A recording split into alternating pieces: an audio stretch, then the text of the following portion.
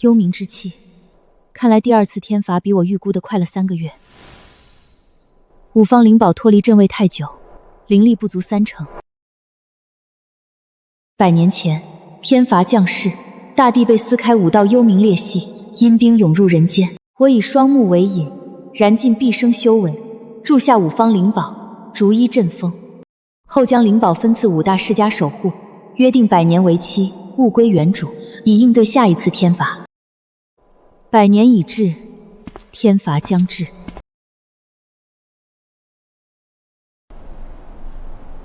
站住！100年盛典，闲杂人等不得入内。100年已至，我来取回万象玲珑盘，这是信物。哼，什么破石头！一个瞎子也敢来碰瓷儿，滚！快走，快走！你们祠堂地基偏了15度，后院3处活水被封死。我当年在此布下的封印，已被你们动了7处。今夜子时，你们祠堂那尊100年神像，从额头裂至下巴，3日之内必有血光。胡说八道！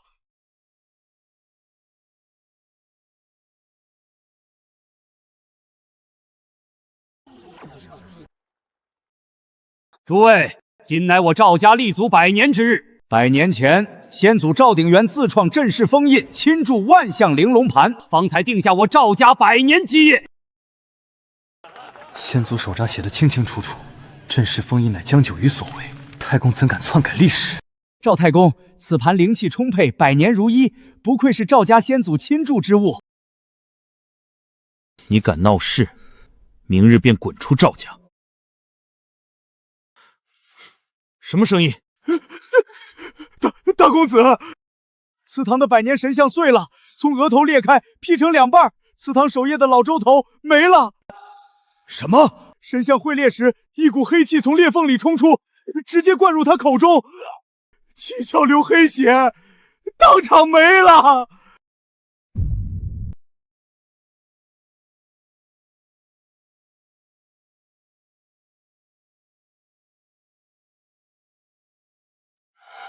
一个老头意外被石头砸死罢了。哪块石头能砸出黑血？这地气紊乱，呕出现象。太公，昨夜有个蒙眼的女人来过。人呢？被我们赶走了。不会是来敲诈的吧？去，现在去给我把人请回来。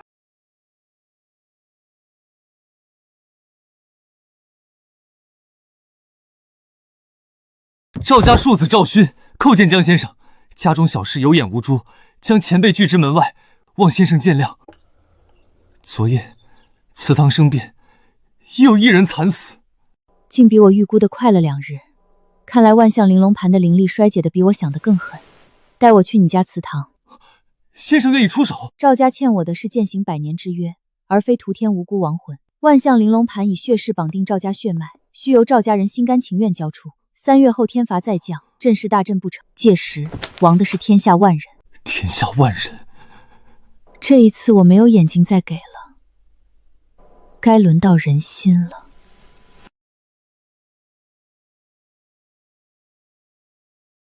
裂缝通向幽冥裂隙的东方入口，万象玲珑盘本会镇在这个位置，被你们搬走当摆件供了100年，阵位空了，封印从里往外碎。江先生，能封住吗？我能暂封，但封不死。灵宝不归位，裂缝隔几天会再裂开，幽冥之气便从这里灌出来。你赵家堡就是第一个阴兵过境的地方。哼，昨夜先演一出祠堂惊变，今儿又演一出救世主戏码，你们这种江湖骗子，我见多了。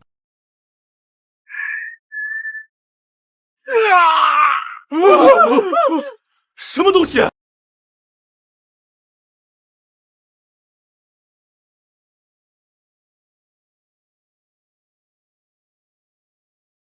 暂封了，3天后我也爱莫能助。江先生，万象玲珑盘，万象玲珑盘灵力已经不足3成，就算你现在交出来，我也要耗极大的力气重新充注灵力，拖得越久，灵宝越废，到时谁也救不了。容老朽，容你想想下一次的代价。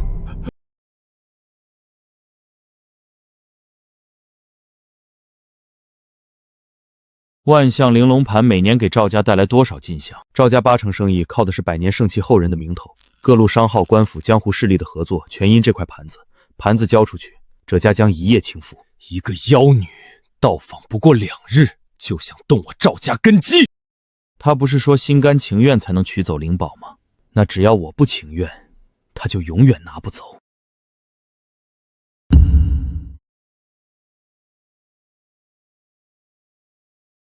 三少爷，井水变黄了。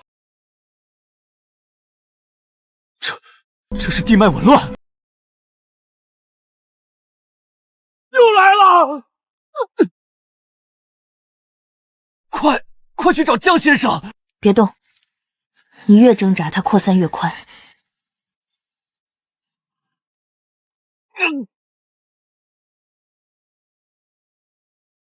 多谢先生。上次的封印竟撑不过3天，这一次最多撑2天。江先生，老朽想通了。爹，万象玲珑盘，您当真要因为一个妖女的一面之词，毁了我们赵家100年基业吗？大哥，我亲眼目睹那黑气灌入人体，只差1寸就到我心脉，幸得江先生及时出手相救，怎就如此巧合的救了你？还不是为了让你替他说话？你最好想清楚，天罚降世，阴兵过境，第一个被屠戮殆尽的，便是你赵家满门。你们在此争辩的虚名与权力，届时不过是幽冥地府里的一捧黄土。我给你们最后1天。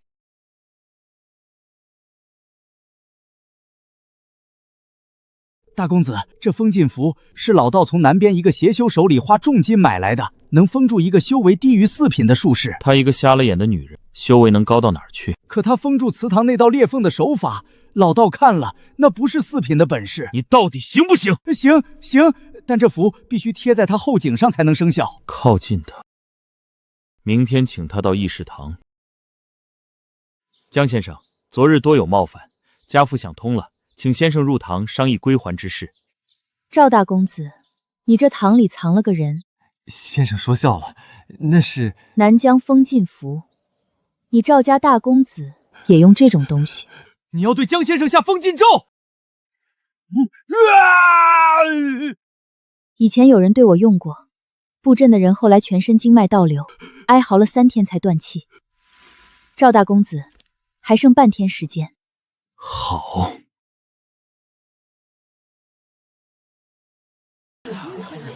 妖女长什么样？双目蒙白布，身穿素衣，见到此人立刻报官。站住！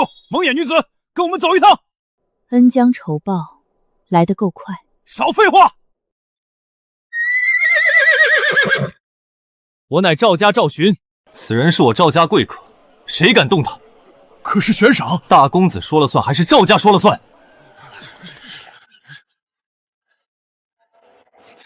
先生，大哥已经疯了，他在全城散布你是妖女的消息。我送您去城外。他既要搅弄这浑水，便由他去，大家会知道真相的。可是你若读懂了你先祖的手札，就该明白，他跪求我赐宝，并非卑躬屈膝，而是他知晓，唯有放得下者，方能顶天立地。你大哥那虚妄的尊容一旦掉在地上，他便再也站不起来了。半日已至，即刻起阵风消散。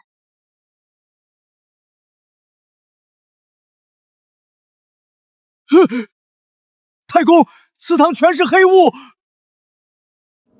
他当真不管了？爹，别被他骗了，他不封是因为他根本封不住。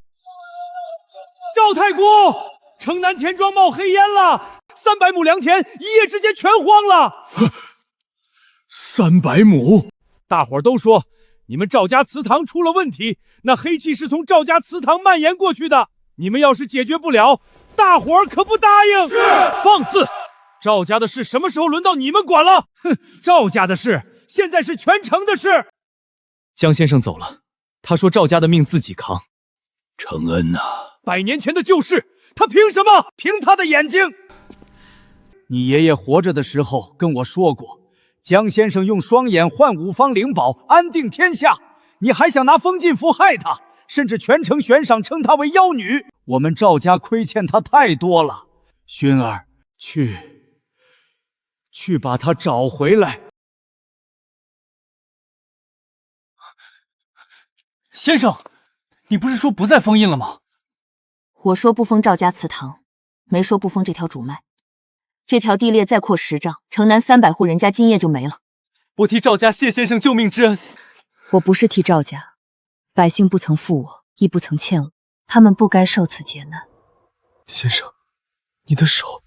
无妨。太公让我来请您回去。他想通了？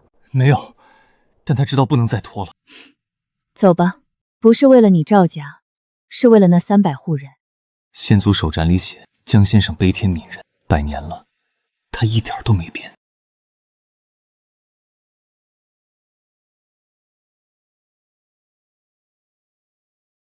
赵太公，这次暂封的代价比之前大3倍，我修为有限，最多再封1次。江先生，请。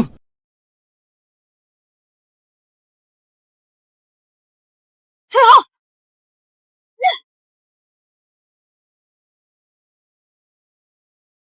赵太公，看看你的万象玲珑盘还剩多少灵力？只剩4颗了。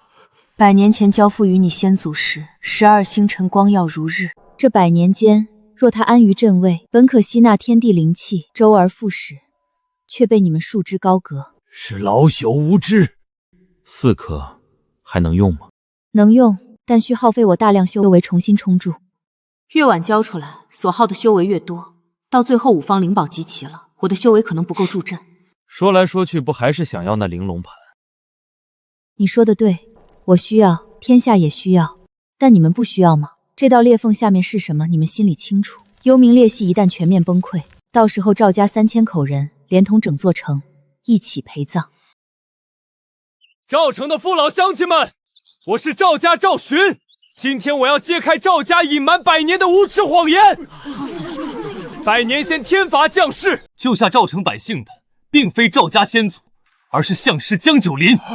他自毁双燕，铸下灵宝，与先祖定下100年归还之约。然赵家后人贪图权势，篡改族谱，拒不认账。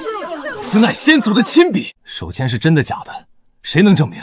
先祖用的是赵家传世秘墨玉水显金。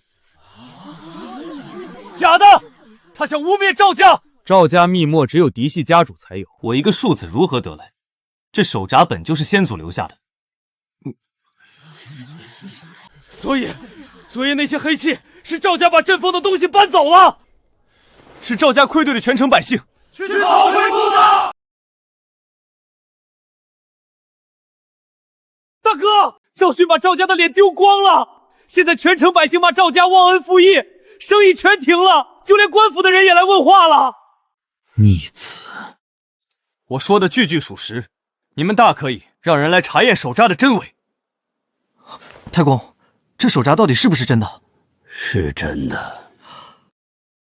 爹，所以太公您一直都知道3000口人的生计，100年基业，你让我如何开口？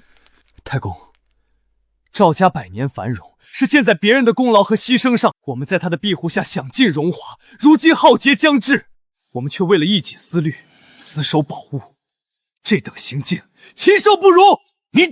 就算你们今天要对我用家法，我也要说，赵家已经在覆灭的边缘了，你难道真要拉着全族陪葬吗？够了！把江先生请来。爹，你若再敢阻拦，便不再是我赵家的人。不行，绝对不行！盘子交出去，我什么都不是了。大公子，有个法子。说，那妖女说需心甘情愿方可取走，那若是赵家嫡系血脉强行与灵宝为一体呢？届时气在人在，谁也夺不走。怎么容？以赵家血脉之血滴入盘心，同时念动先祖血誓的反咒，但灵宝可能反噬，轻则经脉受损，重则……只要保住灵宝，管他什么后果！吾以嫡系血脉之名，解除100年之约！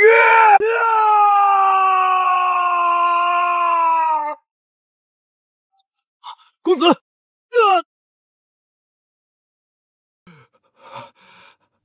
还没完。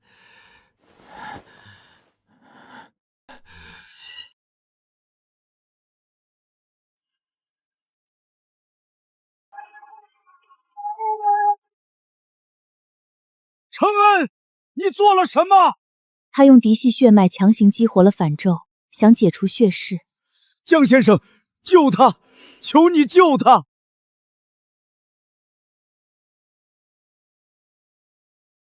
灵力反噬已经侵入经脉，方向是对的，但你的身体扛不住灵宝的灵力。你来笑话我！你死在灵宝前，会因此沾上你的怨气，灵力加速消散，到时候灵宝也废了，谁都别想活。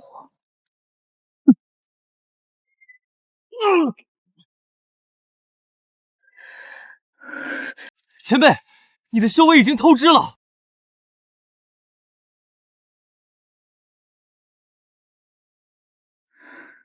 本剩4颗星辰，仅余了2颗。经他这一闹，消耗了1个月才能充住的灵力。江先生，老朽教子无方，江先生，容老朽一夜，明日清晨亲手交到你手上。好。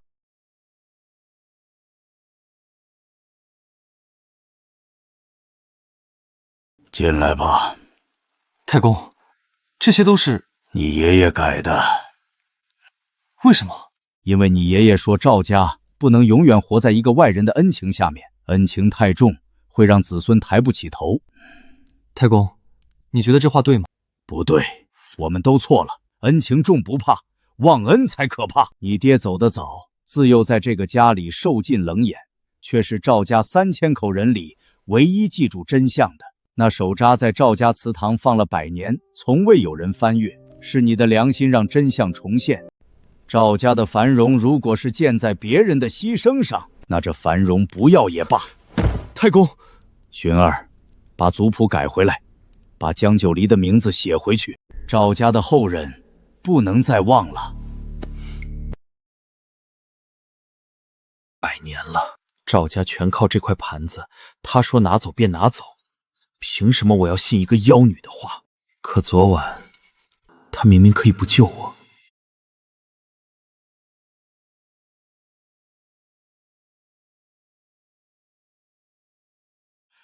江先生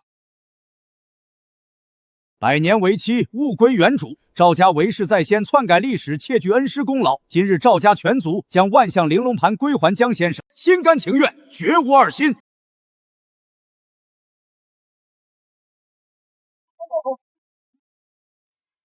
100年了，当年赵鼎元在危难时向我下跪，那是走投无路。今日你在赵家发达时环保，是看破了贪吃，你选对了。先生教诲，只恨老朽糊涂，累己无辜。赵寻，这万象玲珑盘你保管好，赵家以后的路不靠灵宝，靠人心。晚辈谨遵教诲。赵大公子，在你手臂上的灼伤3个月内会消，但经脉有轻微损伤，若再碰邪修，下次没人救得了你。谢谢。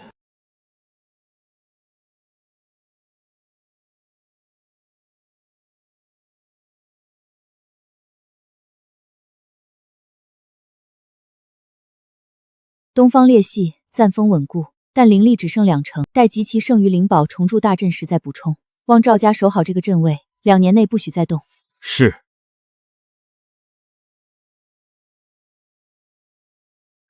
先生，下一家是谁？南边沈家，天恒星盘。我跟你去。赵家还需要你。太公上谏，足可持家。先祖手简写着：若恩师在职，当倾力相助，不可令先生独行。先祖一命不可违。赵鼎元的后人里，总算出了一个像他的。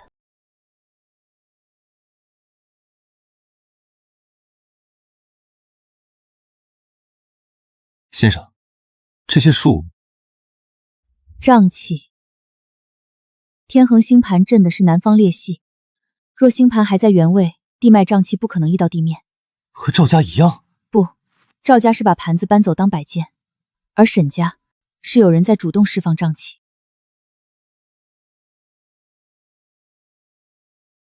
没人。有人组织往沈城方向迁走了。大娘，你怎么在这儿？不动了。沈家大夫说把人往城里牵，可我腿断了，没人抬。银针，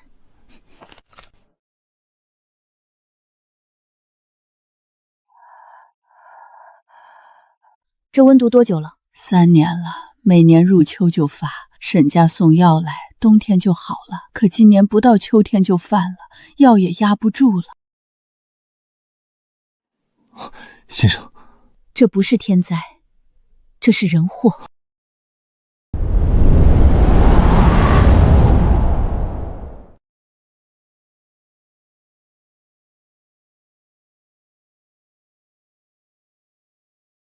先生，这里和赵城完全不同。赵家欠民心，而沈家最不缺的就是民心。可是江先生，母亲等候多日了，你认得我？母亲说，眼蒙布，穿素衣，身姿笔挺的女子就是江先生。先生，请随我来。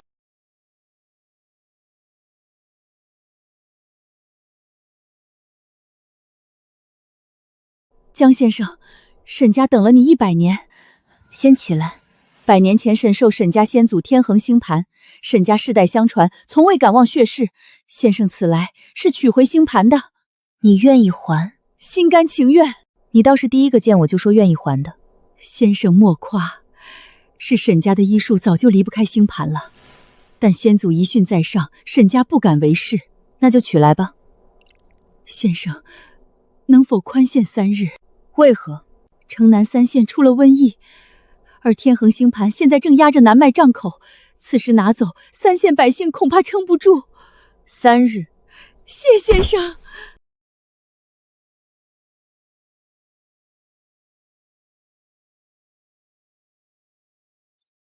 先生，沈云直是真心想还。真心想还的人不需要宽限3日。可他说瘟疫。赵勋，你还记得路上那个老仆说的话吗？3年了，年年秋天发作，沈家送药，冬天就好，来年再犯。记得。一种瘟疫，如果药到病除，为什么会年年复发？如果是天灾，为什么精确到每年入秋？我给他3天，不是因为我信他，是我需要3天，查清楚沈家到底在用我的天恒星盘做什么。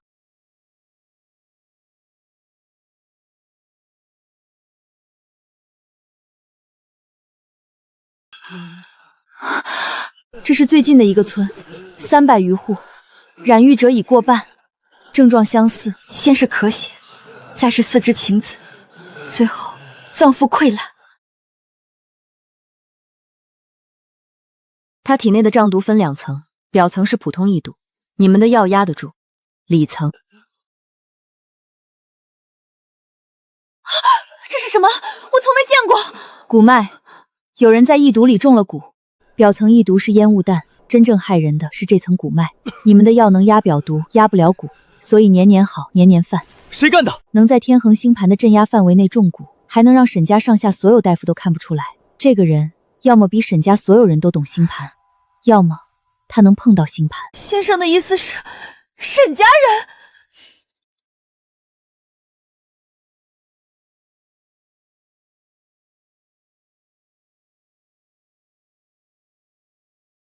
谁动过铜针的定位轴？先生怎么知道？星盘的铜针原本对准正南离位，镇的是南方裂隙帐口，现在铜针插了一个方位，对准的是巽位。巽主风，风散瘴气，这不是在镇，是在放。不可能，星盘自先祖以来就在这间石室，从未有人从未这里被动过。你辨别一下，这是巫蛊散。这是南疆邪修用来培养蛊虫的药粉。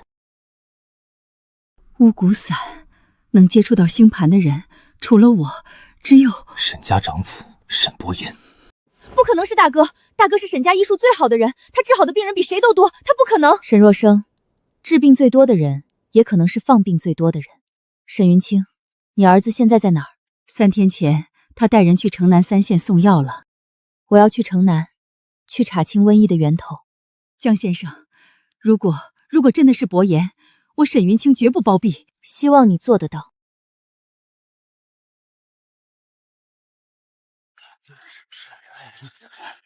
你们是哪家的？外人不许进。沈家客臣，药快用完了，上一批药是沈大公子3天前送来的，可只够用2天。他说会再送，可到现在人影都没有。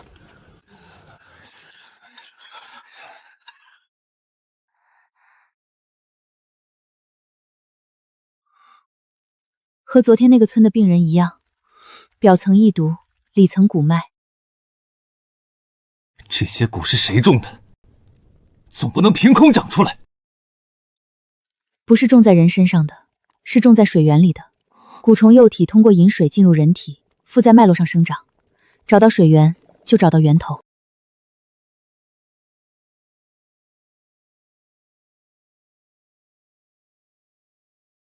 这是人为放置的，有人在水源上游放了东西。古母巢把蛊虫幼体养在铁签上，溪水冲刷，幼体顺水入阵。铁签上的蛊母已经枯死，投放时间在2个月前，放完就撤，不留痕迹。2个月前，正好是今年瘟疫提前爆发的时间。道连文，南疆邪修的标记。赵勋，记住这个印。这个投蛊的人和沈家有勾连，他能在沈家控制范围内投蛊而不被发现，要么沈家有人给他开了后门，要么沈家有人就是主使。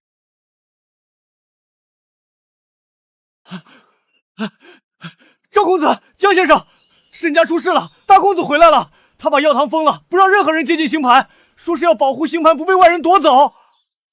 回去。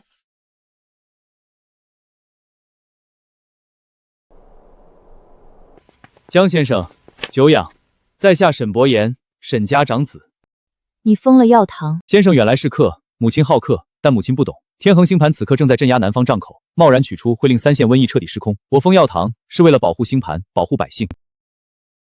大哥，江先生不是来抢的，母亲答应了3天期限。若生，你心善，可你不懂。这位江先生去了清河镇，又去了后山水源，你觉得他在查什么？他在查瘟疫源头。他在找借口。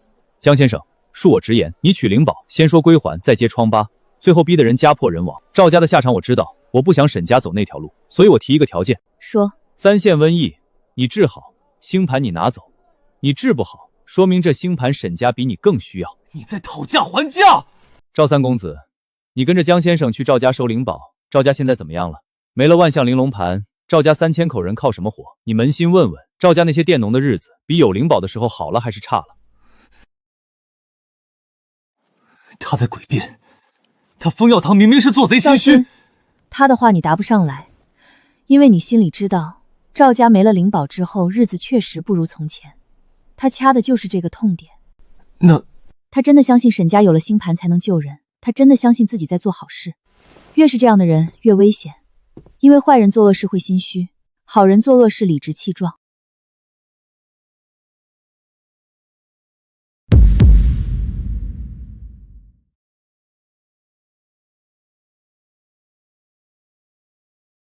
这里是……别说话，有活物。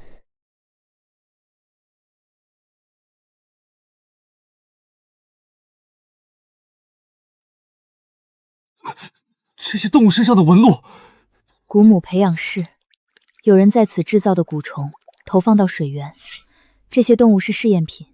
倒连纹和后山那个一样。后面还有。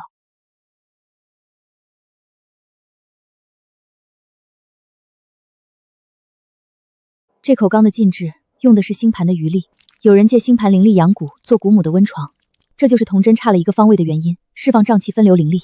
所以瘟疫不是天灾，是有人利用星盘制造瘟疫。聪明。先生，有埋伏！100年前镇世的女相师，我以为你不会来得这么快。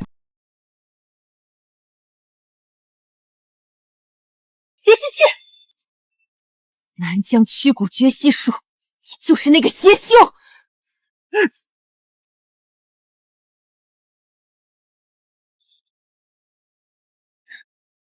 你的修为果然大不如前，100年前你一只手就能灭了我，现在，赵勋，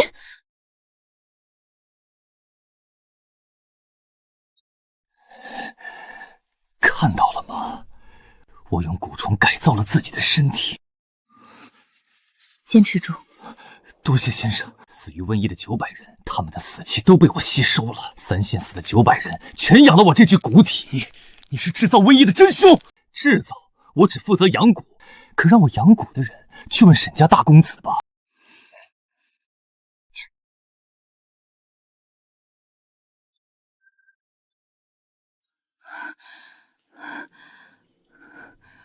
蛊遁术。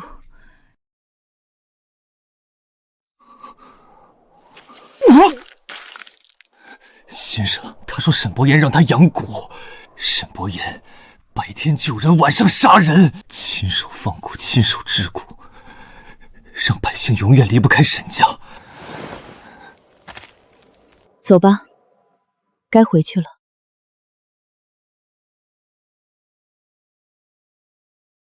母亲，昨夜江先生和赵公子私自夜探东郊窑洞，触发了一个邪修留下的蛊阵。赵公子中毒受伤，窑洞被毁。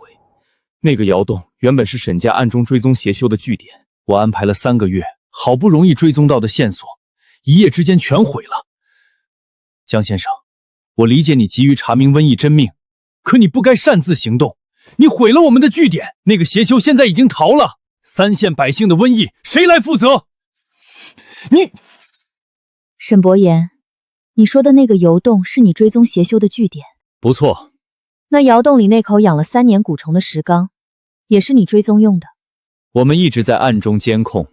石缸的禁制用的是天衡星盘的灵力，你告诉全堂的人，邪修怎么用得了沈家星盘的灵力？江先生，我理解你急于查明瘟疫真相，但灵力外溢是星盘百年衰减的正常现象，邪修截取外溢伦力并不稀奇，你不能因为这个就暗示沈家和邪修勾结。先生可有实证？后山水源和窑洞石缸里用的是同一种铁签，同一个道连纹，制蛊和投蛊是同一个人。这个人能进出沈家控制区域而不被发现。沈若僧，沈城的防障结界是谁布的？是大哥。母亲，我承认季无咎是我找来的。10年前，大疫，清河镇死了12000人，一个镇连条狗都没剩下，我亲手给400个孩子收尸。你们谁去了？你们谁在？那场大疫之后，我发誓，沈家必须永远有能力控制瘟疫。星盘可以镇瘴，但镇的是大面的瘴口，镇不了散毒。我需要一个办法，让沈家不仅能治病，还能掐住瘟疫的源头。季无咎的蛊术可以做到小规模释放蛊毒，再由沈家精准治愈，整个过程可控。3年来3县有人生病，但无人因蛊丧命，死去的900人是季无咎私自加大了剂量。大哥，你在说什么？你放蛊毒害人，还觉得自己是对的？若生，你太小，你没见过万人坑，你没见过一个镇子的人全死光之后那种安静。我见过，我不想再见第2次，哪怕我用错了方法。沈伯言，你种下的蛊害的是活人，你用12000个死人的名义去决定3县百姓该不该生病，你有什么资格？你不是在救人，你是在选择谁该生病，这和杀人有什么区别？那你告诉我，没有星盘，没有蛊控，下一次大疫来了，谁来挡？你是沈家100年来最有天赋的大夫，你见过万人坑，你比任何人都知道瘟疫有多可怕。你本应该把这份恐惧变成医术，去钻研真正的治病之法，而不是走捷径，用邪术制造一个你能控制的假敌人。医术治得了瘟疫吗？你试都没试，就选了最省力的那条路，因为做好人太难了。伯言，跪下！你爹临终前说，沈家的药只能救人，不能害人。你，赵公子，你说一个人做了坏事，但他的出发点是好的，他算好人还是坏人？我大哥赵承恩出发点也不坏，他只是不想让赵家垮，可他害了江先生，害了老周头，害了城南的百姓。出发点再好，害了人就是害了人。我大哥他小时候最善良的，他从小跟着父亲出诊，看到哪个病人可怜，就偷自己的饭给人家。什么光？那个方向是清河镇。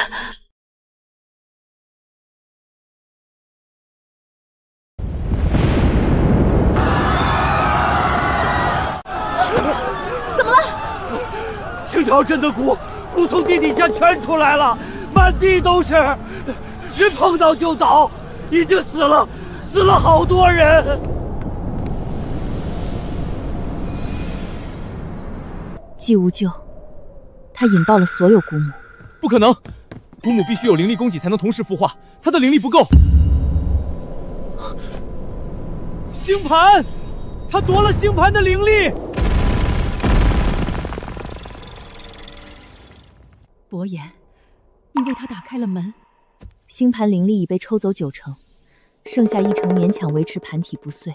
季无咎用这些灵力同催化了方圆100里内所有古母。古巢一旦形成，会朝人口密集处汇聚。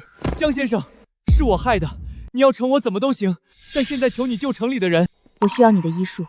古巢进城后，中蛊者先昏迷后溃烂，全程不超过半个时辰。你带沈家所有大夫在城内设10个救治点，用苦蒿针汤压表毒，里层骨脉我来处理。我明白。沈伯言，这是你最后一次以沈家大夫的身份救人，事后你的账我再算。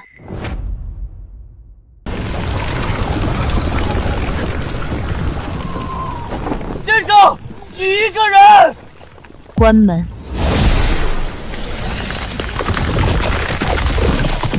3年了，900条人命养出我这具古神体，今夜沈城3万人，足够我修成古仙。沈伯言给了你一条路，你却走成了一条死路。他算个什么东西？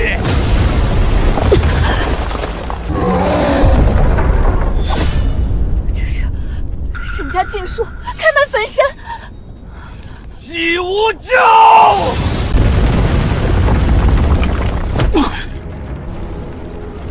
找死！天罡变！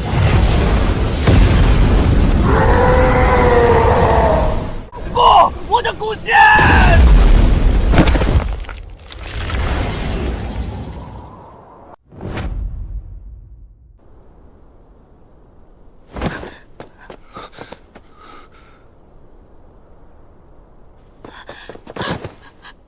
大哥，你用了开脉焚身，你疯了！这会烧你30年寿元。没事，反正以后也用不着活那么久了。这就是让我们生了3年病的东西。沈大公子，有人说瘟疫是你造的，是不是真的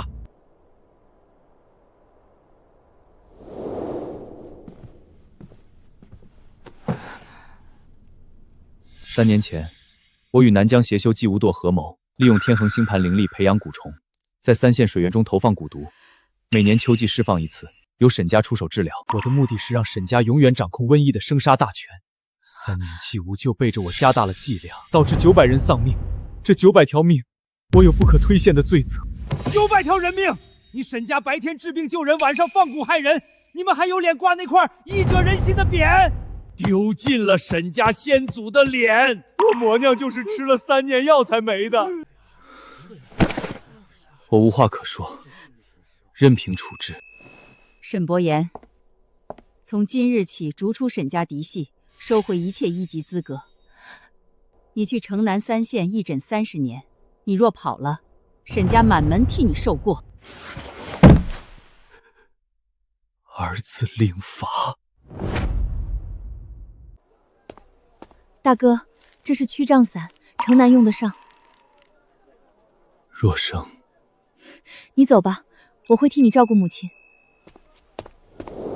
江先生，沈家为势在先，纵子行恶在后，愧对先生，愧对天下。今日沈家家主沈云清将天恒星盘归还先生，心甘情愿，绝无二心。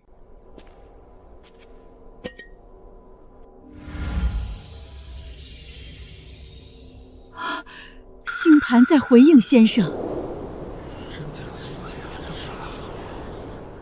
100年前，镇氏女相师江九离以双目为代价铸下5方灵宝，赐天恒星盘于沈家。先祖沈明堂立下血誓，100年归还。今日沈家将星盘归还江先生。同时，沈家长子沈伯言3年来勾结邪修，制造瘟疫，害900人丧命。沈家负全部任。从今日起，沈家开放所有药方，不再独占秘药。沈家所有大夫终生为百姓免费义诊。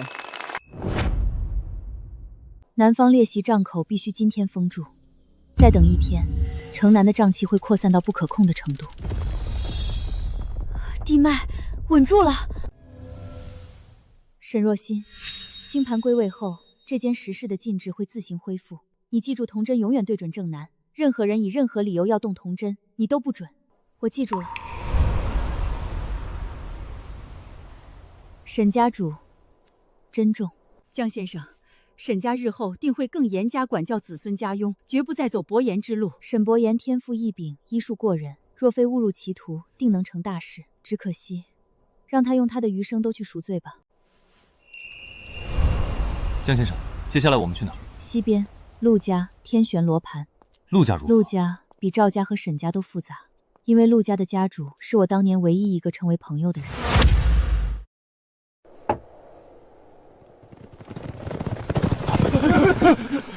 兄台，前面出什么事了？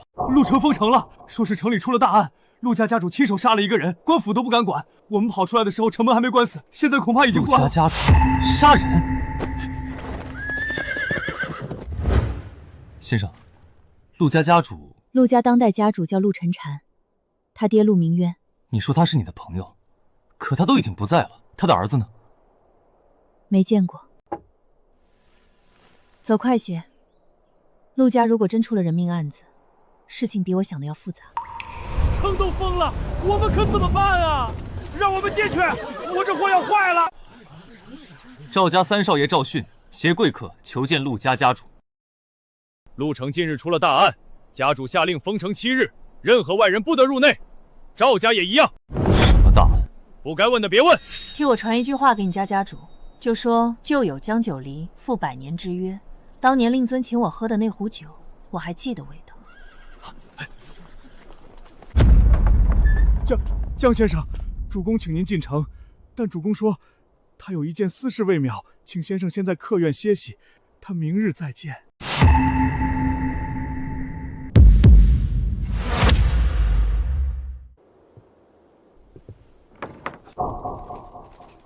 先生，他们在看着我们。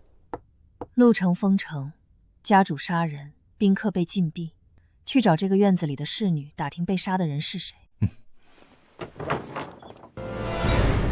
打听到了，被杀的人叫陆明渊。什么？陆明渊，陆家前任家主，就是你说请你喝过酒的那个人。先生，你不是说陆明渊已经……我以为他早就不在了，100年了，普通人活不了100年。是你说，陆明渊一直活着，但他活了120多岁，靠的是天旋罗盘的灵力续命。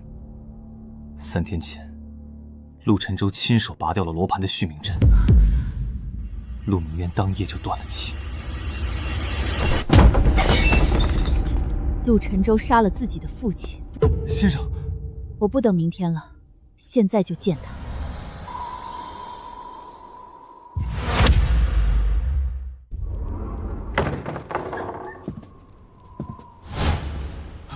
江先生，你来了。家父临终前反复念叨一个名字，就是先生。带我去看他。家父活了123岁，最后30年，全靠天旋罗盘的灵力续命。他的身体早就不行了，吃不下饭，睡不着觉，每天疼12个时辰。他求了我3年，让我放他走。3天前，我拔掉了罗盘的续命阵。他走得很安静，就是你现在看到的样子。先生，陆沉舟说的，你信吗？陆明渊的身体上残留着一种气息，不是灵宝的灵力衰竭，也不是自然死亡的浊气。那是什么？我还没确定。他当时23岁，拎着一壶酒追了我20里路，非要跟我喝一杯。他活了123年等我来。如果他真的想死，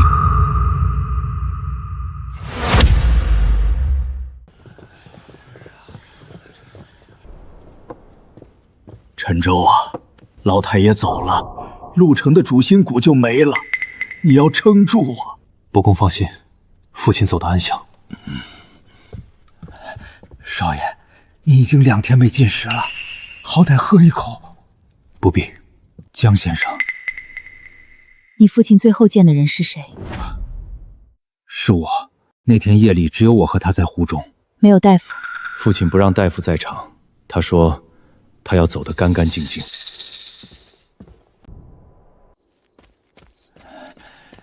江先生，老奴伺候老太爷60年，老奴有话不敢不说。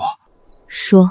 老太爷没有求死，老太爷最后1个月，天天跟老奴说您要来了，让我把西厢房收拾出来，说您不喜欢太亮的灯，让老奴把天旋罗盘擦干干净净，说要亲手交还给他。老太爷等了100年，他怎么会在先生快到的时候求死？钱叔，你今晚的话对别人说过吗？不敢，老奴只敢跟先生说。从今晚起，你不跟着赵训。先生，这里没有手札，全是经世子集。写了什么？我算过，你该来了。天旋鸾盘我一直替你守着，100年了还剩7成，比赵神2家强得多。我每年冬至用自己的气血温养，才没让它损耗太多。鸾盘就在塔楼，正位没动过。你来了直接取，不必跟陈州客气。他心思重，我怕他。后面呢？谁把这最后一页撕掉了？江先生，坐。这是父亲生前特意酿的桂花娘，说100年前您爱喝。你父亲给我留了一封信，父亲一直念叨您，写信不奇怪。信的最后一页被撕掉了。是我撕的。父亲最后那段时间神志不清，那一段写的都是胡话，我怕您看了误会，就撕掉了。先生若是不信，有人可以证明，父亲当时出现了严重的癫忘。他确实没忘记，我当年确实爱喝。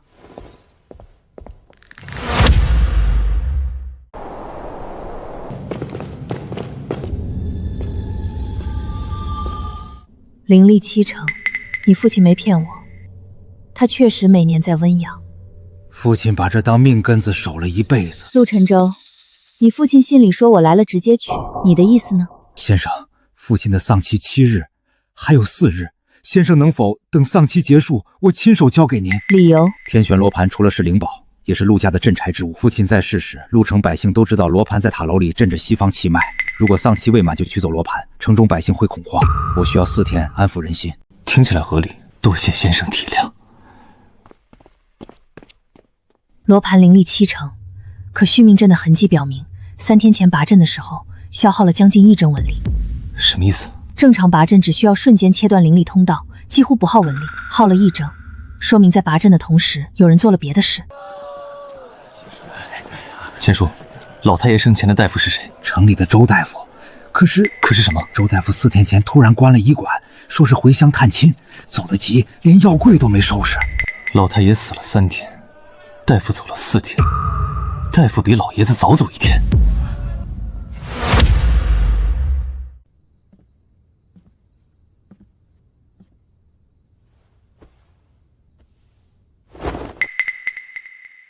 他把什么东西藏枕头里，被人先一步取走了。明渊，你最后在看什么？钱叔，你确定周大夫家的方向？东城巷尾挂着个木药葫芦，招牌的就是。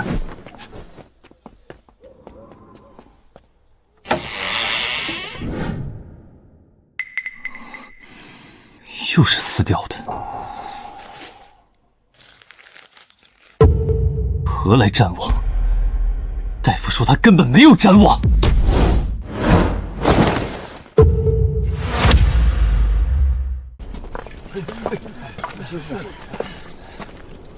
少爷，您歇歇，这种粗活让我们来。父亲生前说过，陆家吃的是陆城的饭，百姓的事就是陆家的事。少爷比老太爷还勤快，陆城有这样的家主是福气。一个勤政爱民的好家主，和一个私信简赶大夫、对父亲撒谎的人，会是同一个人吗？4天后罗盘就要到他手里。郑先生，陆家的军械铸造还能维持多久？没有罗盘的灵力供给，铸造炉3天内就会停火。西关要塞的驻军军械库存只够用2个月。2个月之后呢？陆家失去军械铸造能力，朝廷会收回西关防务权。没了防务权，陆家的商路、盐铁专名、漕运份额全部作废。我父亲守了100年，把陆城从一个边陲小镇做成了西北第1城。这一切的根基就是那块罗盘，他要拿走，等于拿走陆家的命。少爷的意思是，4天之约我会守，但4天之内把那几件事办妥。是。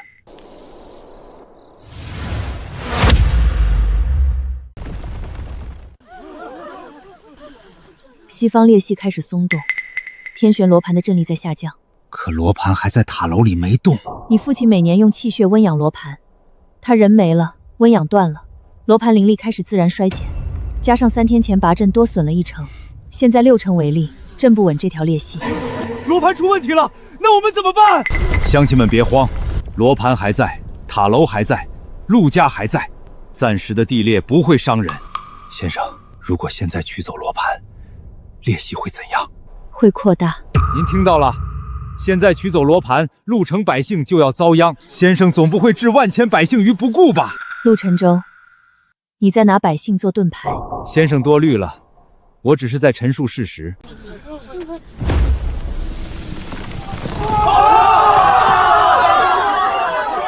4天之内把那几件事办妥，你嘴里的几件事是不是包括这一出？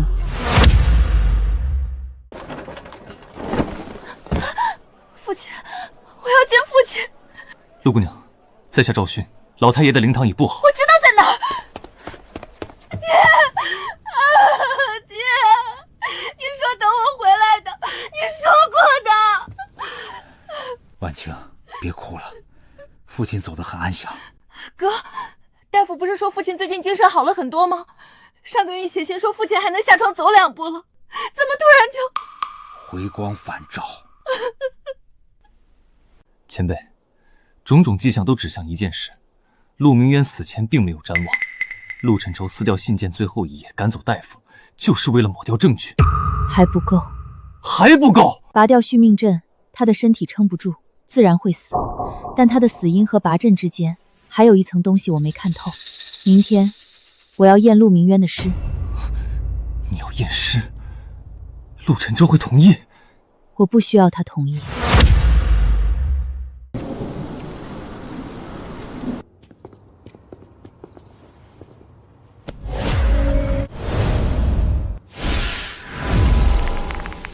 摄魂针不是自然死亡，也不是拔阵致死，有人用摄魂针抽走了他残留的魂魄。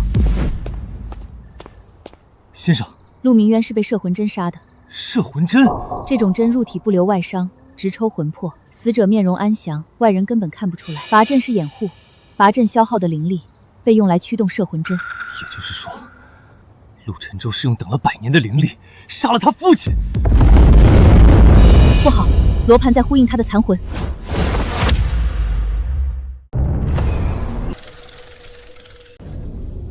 他的魂魄碎片被锁在了罗盘里。什么？摄魂针抽出的魂魄没有消散，陆沉舟把它封进了罗盘，用来代替陆明渊每年温养罗盘的气血。他让他父亲的魂魄变成了灵宝的燃料。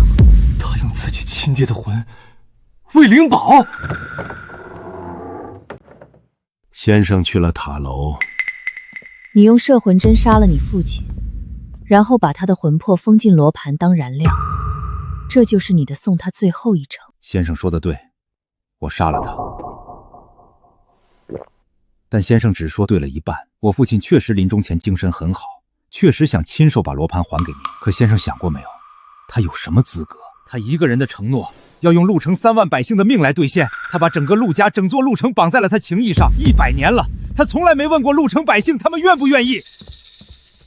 我杀他不是因为我贪，是我不想让3万人陪葬。说得好，可你把他的魂魄封进罗盘当燃料的时候，你想的是3万人，还是你自己？江先生，我听下人说，您昨夜去了灵堂验了父亲的遗体，求您告诉我，父亲到底是怎么死的？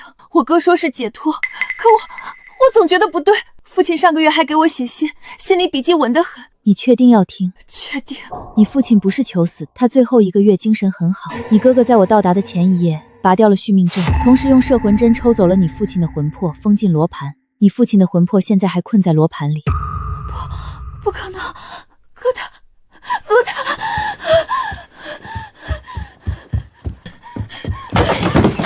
哥，你告诉我，江先生说的是不是真的？你听了他的话就信？你撕了父亲的信，你赶走了周大夫，你……婉清，父亲活了123年，最后30年他每天生不如死，他所有的坚持都是为了一个诺言，一个100年前对一个外人许下的诺言。他为了这个诺言，把自己活活拖了30年，这叫什么？这不叫情义，这叫执念。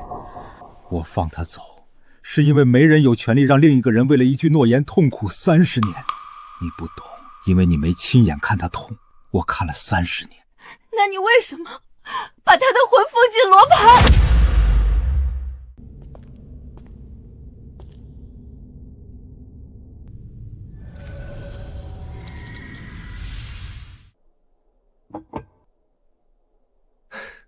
江先生，活干完了，那喝一杯。不喝。每回都是不喝，最后都喝了2壶。来，九黎，100年后你来拿，我一定给你。你活不到100年后。那我就活到100年后。你真的活到了。赵公子，少爷有令，丧期内所有人不得出城。我有急事。少爷有令。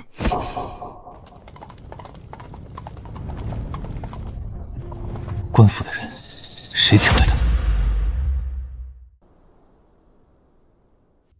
张大人亲临调案，陆家蓬荜生辉。陈州啊，令夫先去，本官深表哀悼。不过本官此来还有一件公事。近日有人举报说，有一名来历不明的蒙眼女子混入陆城，意图窃取陆家镇城之宝天玄罗盘。本官按律前来调查。张大人，这位江先生确实是来取罗盘的。他说罗盘是他100年前铸的，要取回去。可罗盘是陆城的根基，荒唐。100年前，此女明显是江湖骗子。来人！张大人，你3年前左将陆城，靠的是陆家送的5000两黄金和一条盐铁穿明的份额，这份额的根基就是天玄罗盘。你血口喷人！你左脚第3个脚趾有颗黑痣，你的字画老师叫孙继茂，你夫人娘家姓柳。这3件事够不够证明我知道的比你以为的多？先生，张大人也是依法行事，大家都别动气。陆晨舟，你请郡守来是想用官府的名义扣押我，你赶走大夫是怕大夫说出你父亲没有瞻望的真相。先生，您是高人，我佩服。可在场这么多人，谁亲眼看见我杀了父亲？谁亲耳听见父亲说不想死？证据呢？张大人依律行事就好。来人，将此女。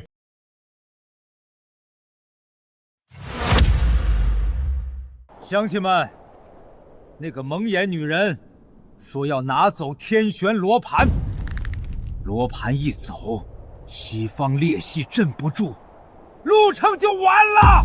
不能让他拿走罗盘，是我父亲用命守了100年的东西，是陆城的命，不是一个外人说拿就能拿的。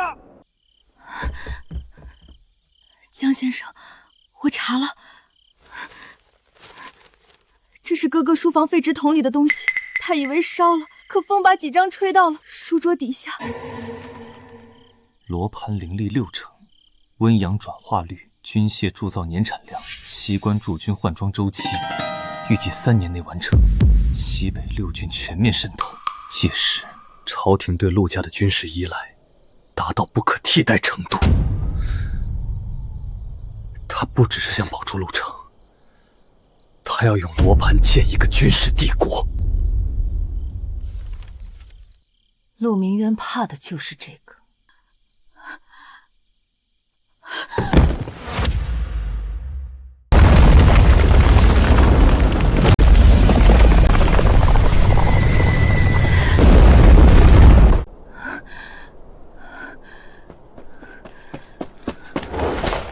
先生，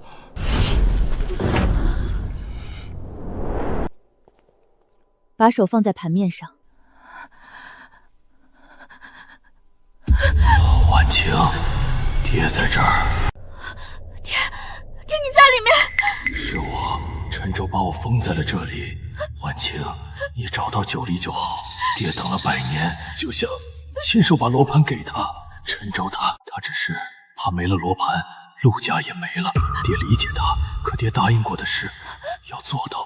你父亲困在罗盘里，神魂不得安息，要救他出来，只有心甘情愿归还罗盘。血誓绑定的是陆家血脉，只要一个陆家人真心交出，我就能把你父亲放出来。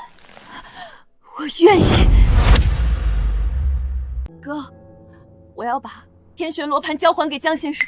婉清，你还小，你不懂。我不小了，我亲耳听到了爹的声音，他困在罗盘里，你把他的魂……够了！婉清，你信一个外人，不信你亲哥。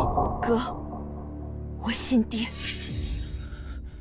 婉清受了那个女人的蛊惑，她没有资格代表陆家做任何决定。天玄罗盘是陆家的镇城之宝，我身为家主，我说了算。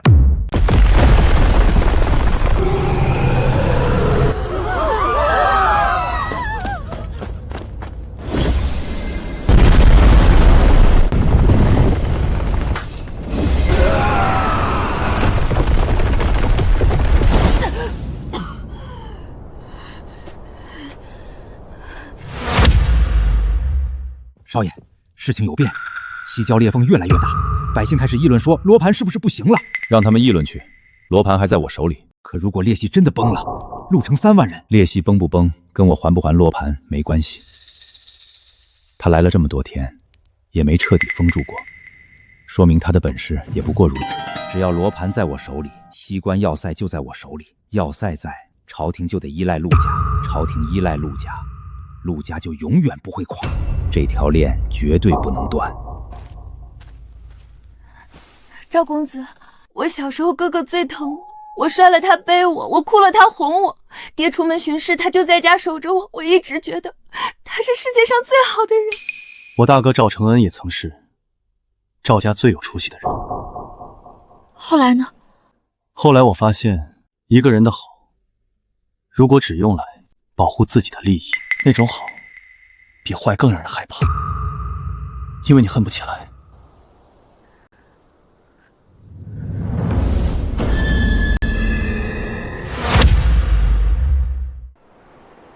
赵巡，还有多久？天罚还有2个月07天。五方灵宝收回2件，陆家第3件，后面还有2家，每家耗时越久，留给后面的时间就越少。前辈想怎么办？不等了。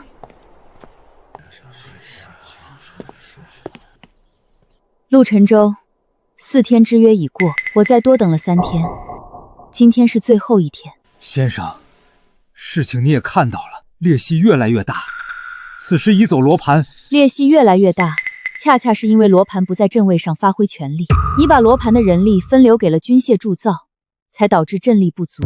我把罗盘取回来重新充能，裂隙马上就能封死。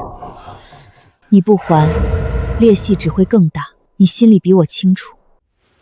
先生，我敬你，但我不会把陆家的命交给一个承诺。那我换个方式，你不还，我自己去。你父亲困在罗盘里，他的魂魄在求我，我答应过你父亲的事，跟你没关系。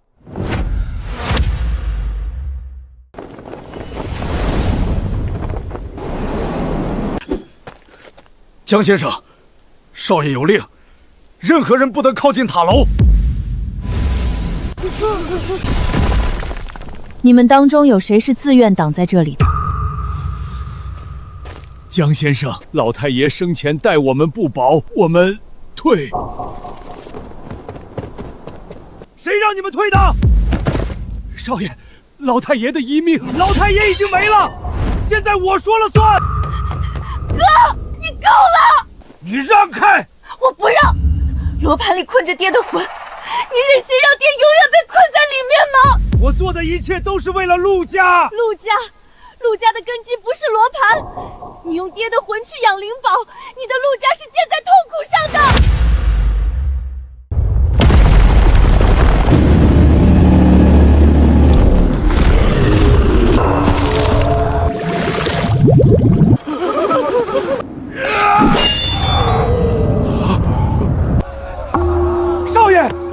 交塌了，阴兵出来了，军械砍不动那些东西。你用罗盘的灵力铸的军械，对付凡人有用，对付幽冥掠星的东西，废铁都不如。罗盘给我，我封血系，或者你继续抱着他，看你的百姓怎么死。哥，放手吧，爹一辈子守陆城，你要让陆城毁在你手里吗？去哪？你父亲说你不是坏孩子。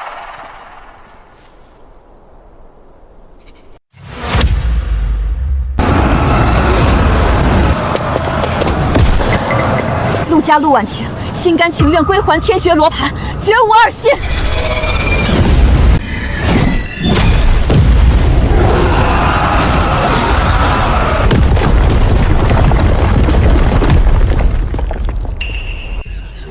陆沉舟，你父已经自由了，罗盘归位，西方裂隙封稳，你串权困魂，勾结官府，这些账陆城百姓会找你算。一个人可以怕失去，怕不够强，怕达不到别人的期望，但你不能因为怕就把别人当你的筹码。人的尊严不是你拥有多少，而是你愿不愿意放下。江先生，哥他会怎样？他做了什么，百姓和族人看得见。我不替他定罪，也不替他开脱。那我呢？我能做什么？你父亲守了100年，不靠灵宝，靠的是一颗信守承诺的心。你守着他的心就够了。前辈，3家了，每一家都比上一家难。第4家，韩家，伏龙玉印，北方裂隙。韩家是什么样的人？100年前，韩家是边军世家。韩家的先祖韩树江拿到伏龙玉印后，用它镇住北方裂隙，同时在裂隙之上建了一座要塞，后来成了整个北疆的军事核心。那韩家应该是5家里最重视灵宝军事价值的。赵家贪利，沈家贪名，陆家贪权，韩家贪的东西比这3样都大。老乡，前面出什么事了？北狄又叛变了，这次人数比以前多10倍，听说连韩家的铁甲军都被打退了，你们赶紧往南跑！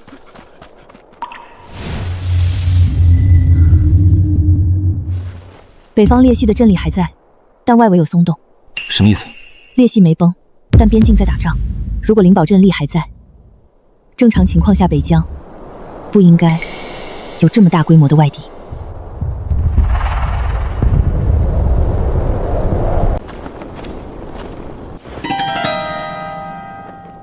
你们有什么事？求见韩家家主韩明大将军。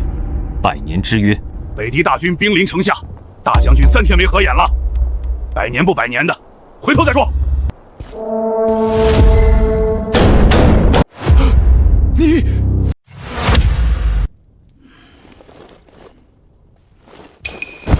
末将韩明参见江先生。起来。先生来取伏龙玉印，末将知道，先祖遗训，韩家人人背得出。那你的意思？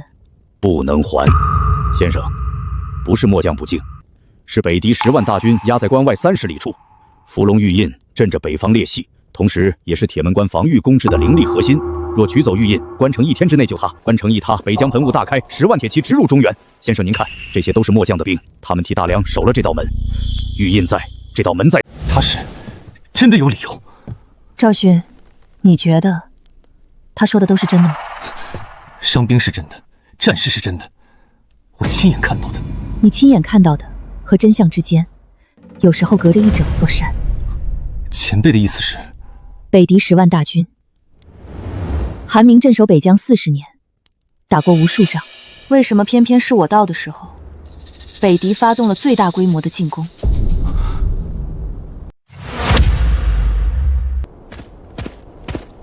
江先生，祖父让我陪您在关城走走。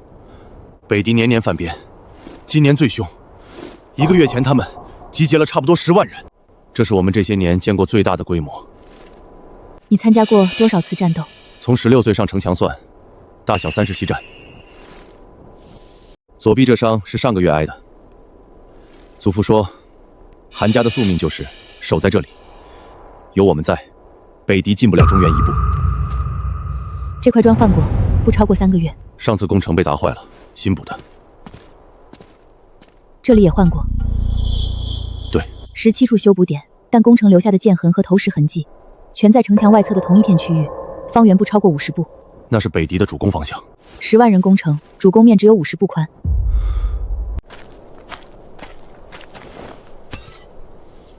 这是大梁的剑，这些北敌人用的是大梁的武器，住的是大梁的帐篷。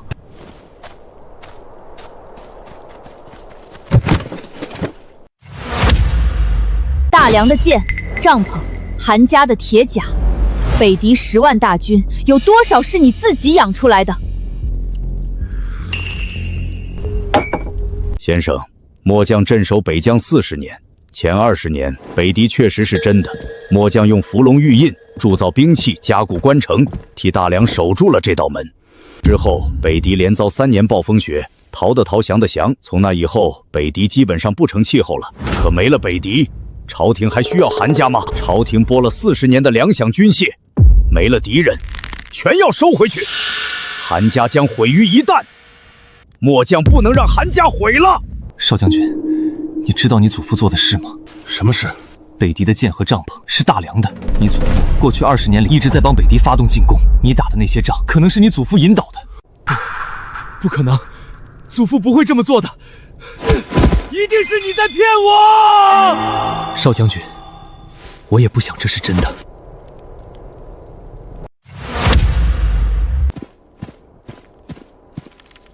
祖父，我去看了城北旷野，大梁志士剑簇，中原织机坊的帐布，韩家军的铁甲。王猛，我17岁第一次上战场，他替我挡了一剑，死了。刘铁柱，我20岁那年手难断城墙，他被砸断了腿，抱着北夺的攻城梯滚下去，死了。赵小六，去年冬天夜袭敌营，回来的时候身上插了7根箭，说了一句少将军我困了，死了。他们死在谁手里的，祖父？最开始只是小规模的，给北谍残族送些粮食和武器，让他们来骚扰一下边境，死不了人的。可后来，他们越来越难控制，有些部落拿了武器不是来演戏，是真的要抢，打起来就是真的，死人也是真的。我本想停手，可停了手就没了敌人，没了敌人，朝廷就会裁军，铁门关就会变成废城，韩家40年的基业灰飞烟灭。所以你让我的兄弟们去死，就为了让韩家永远有仗可担。从今天起，我不是韩家的将军了。少将军，您来看兄弟们了。来了。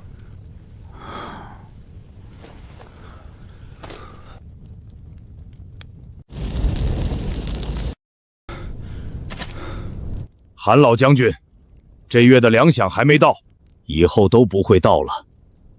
什么意思？意思是这出戏演到头了。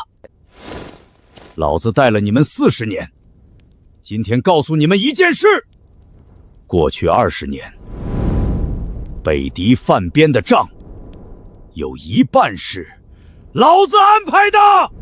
我资敌，我养寇，我让你们流了不该流的血，你们恨我，你们打我，都行，老子跪你们了！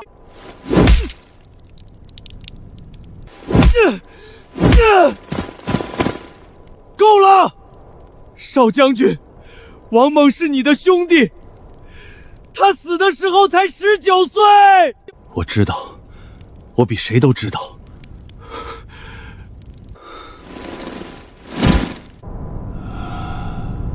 祖父，该还的还。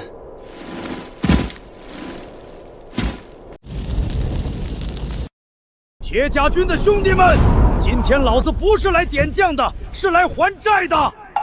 这东西100年前由江先生用双木铸成，交给韩家先祖镇守北疆。韩家用它在40年里打了100多场仗，但有一半是老子自己造出来的。老子念得出名字的不多，念不出的更多。他们死在我造出来的敌人手里。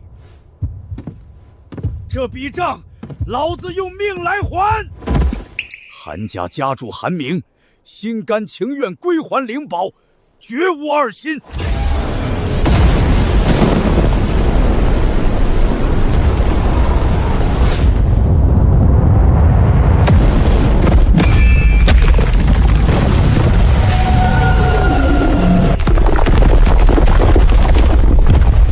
韩昭，你祖父的罪，朝廷和百姓会追究，但铁门关不能没人守，不代表永远不会撞它。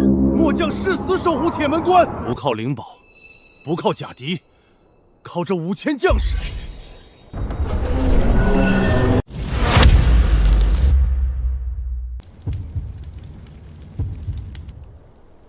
前辈，4件灵宝都收回了，第5件你还没提过。第5件，中书太虚镜，谁家的？叶家，苍明。叶苍明是我的徒弟。100年前，五方灵宝筑成，我把4件分给4家守护。第5件最重要，镇的是中枢命脉，是整个封印镇的枢纽。我没交给外人，交给了我唯一的徒弟。那他50年前他失踪了，连同太虚镜一起。先生，没有第5件灵宝，大阵筑不成。筑成完整的，但4件可以布一个临时阵，撑1年。1年之后呢？1年之内找到叶苍明，找到太虚镜，或者找到他的尸体。你觉得他已经死了？我不知道，50年了，我感应不到他的气息。火人不可能让我完全感应不到，除非他主动切断了和我之间的联系。天罚星移位了，比我预期的快。还有多少时间？2个月。2个月内必须激活临时阵，否则5方裂隙同时崩塌，天下倾覆。这就是100年前你布阵的地方。5方灵宝各镇灵力在此汇聚，太虚山是中枢，5道灵宝各镇一方。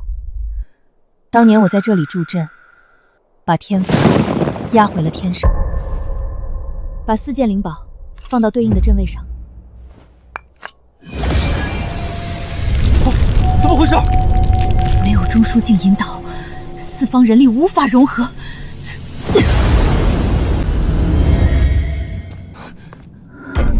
临时阵成了。前辈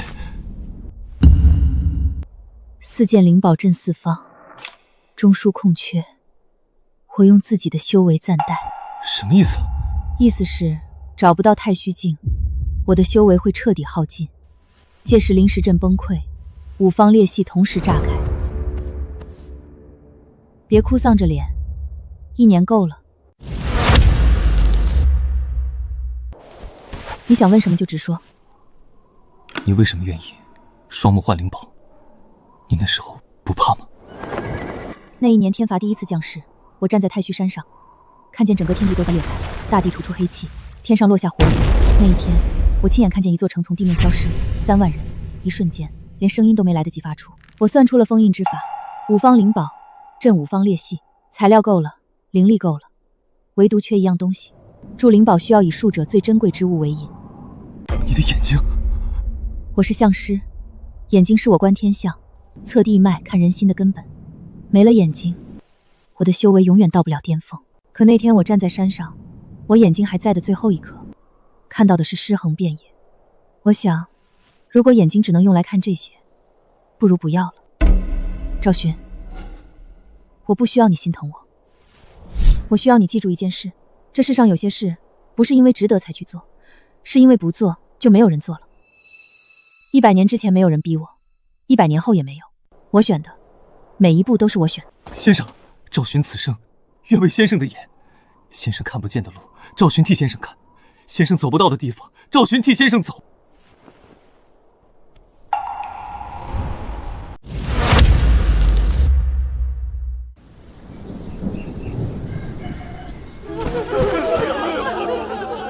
老天爷开眼了！姐，送你花。谢谢。前辈，临时阵稳了，接下来呢？接下来找叫叶苍明，他50年前最后出现的地方是南荒。从哪儿找？南荒之地无人烟，灵脉紊乱，是天下修士的禁区。他为什么去那种地方？因为他想超越我。叶苍明天赋极高，20岁的时候修为就到了3品。我失去双目后修为止步不前，他30岁时已经和我并肩，可他不满足，他觉得我当年筑灵宝的方法太蠢，用自残换力量，他想找一条不需要牺牲的路。南荒有一处上古遗迹，传说里面藏着不恤代价的筑气之法。他去了，然后再也没回来。你觉得他找到了吗？不需要代价的力量从来不存在。他要么发现了这个真相，然后死在了里面，要么他找到了另一种代价，然后变成了另一个人。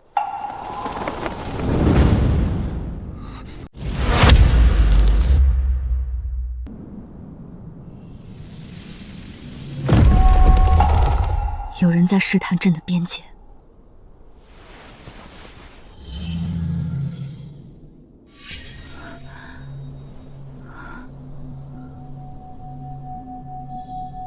这个灵力印记，叶苍明，你没有死。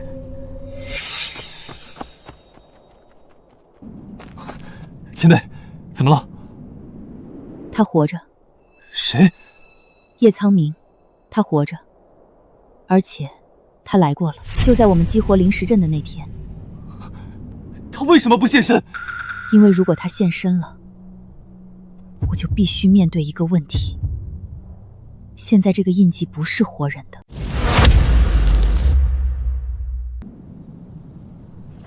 先生，我们往哪儿走？南荒。那个修士禁区。叶苍明50年前进了南荒，现在他的灵力印记出现在北方灵力线上，说明他已经出来了。但他没来找我，说明他不想被找到。那我们还去南荒？去，不是找他，是找太虚镜。镜在南荒，他人不在，他把镜留在了那里。